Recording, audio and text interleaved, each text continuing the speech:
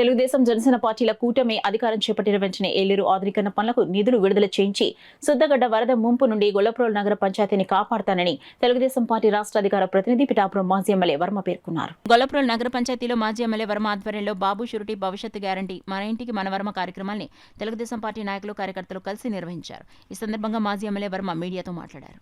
ఏదైతే సుద్దగడ్డ కొండకాలువ నిధులు తెచ్చాం మేము 156 కోట్లతో పనులు ప్రారంభించిన ప్రాజెక్ట్ని ఎంపీ ఎమ్మెల్యే మరి రద్దు చేశారు. దాని గురించి పోరాడుతూ మమ్మల్ని అరెస్ట్ చేసి కేసులు పెట్టారు. శాశ్వతమైన సమస్య మరి కంకర్రావళ్ళు, కొత్తపేట,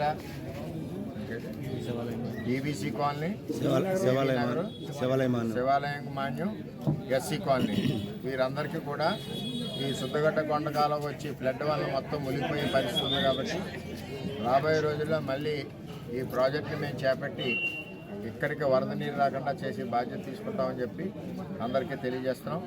అధిక ధరలతో మహిళలందరూ కూడా వంటిల్లు నలపలేని పరిస్థితుల్లో ఉంది. మరి ఇవన్నీ కూడా చంద్రబాబు నాయుడు గారు వచ్చాక 3 గ్యాస్ సిలిండర్లు ఉచితం.